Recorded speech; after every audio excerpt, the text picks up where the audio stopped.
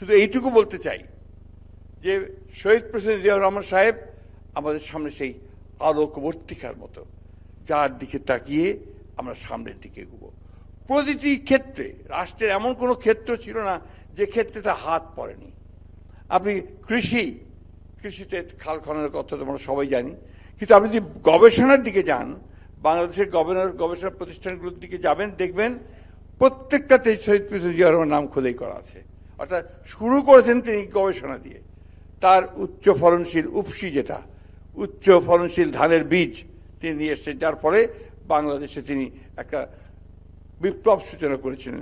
যেখানে ৭৪ সালে আওয়ামী লীগ তাদের নিজেদের কারণে একটা দুর্ভিক্ষ সৃষ্টি হয়েছিল, সেখানে বাংলাদেশ ১৯৮০ সালে উদ্বৃত্ত খাদ্য রপ্তানি করেছিল। এটা জিয়াউর রহমান সাহেব করেছিলেন। অর্থনীতির যে ভিত, আমাদের খসরু ভাই এখানে বসে আছেন, ভিতটা রচনা করেছেন তিনি। গার্মেন্টস বলুন, বিদেশে রপ্তানি করা বলুন, অন্যান্য সব ক্ষেত্রগুলোতে কাজ শুরু করেছিলেন।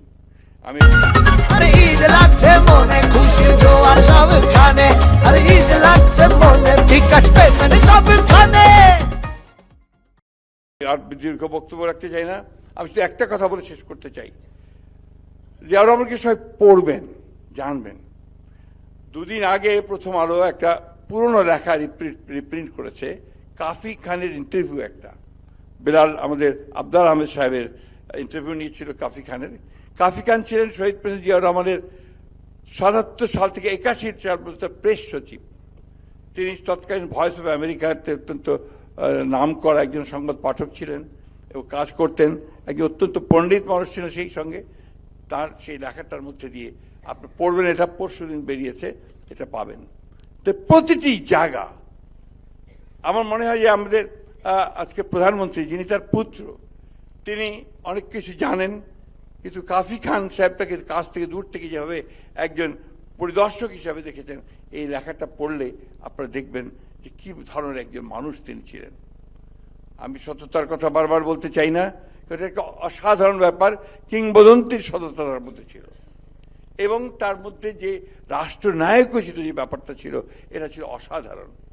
তার পরম শত্রু স্বীকার করত যে জিয়াউর রহমান এর মধ্যে নেতৃত্বের সমস্ত গুণাবলীগুলো ছিল। প্রফেসর মুজাফফর আহমদ ন্যাপের প্রেসিডেন্ট ছিলেন তিনি। জিয়াউর রহমান সাহেবের শাহাদাতের পরে তিনি পার্লামেন্টে বললেন যে মানুষ দুইভাবে নেতা হয়, একটা হচ্ছে তার জন্মগতভাবে নেতা হয়, একটা মানুষ শিখে নেতা হয়। জিয়াউর রহমান জন্মগতভাবে নেতা ছিলেন, যে কারণে তিনি ৭১ সালে যুদ্ধের নেতৃত্ব দিয়েছেন, পরবর্তীকালে বাংলাদেশকে সামনের দিকে এগিয়ে নিয়ে গেছেন। আমি সেই কথা বলে শেষ করব। জিয়াউর রহমান সাহেবের শাহাদাতের পরে যে জানাজা হয়েছিল, সেই জানাজার বর্ণনা দেওয়া খুব কঠিন, যেটা আমরা দেখেছি পরবর্তীকালে দেশনেত্রী বেগম খালেদা জিয়ার ক্ষেত্রে লক্ষ লক্ষ মানুষ সারা বাংলাদেশ যেন উঠে এসেছে। সেদিনও সেই বাংলাদেশ উঠে এসেছিল, সেদিনও বাংলাদেশের মানুষের চোখে পানি ছিল। যখন ইমাম সাহেব জানাজার পরে হাত তুলে দোয়া করলেন লালবাগের হুজুর, আল্লাহ বাংলাদেশকে হেফাজত করো, সমগ্র বাংলাদেশের মানুষ সেদিন ডুকরে কেঁদে উঠেছিল। কারণ তা জিয়াউর রহমান আর বাংলাদেশকে এক করে রেখেছিল।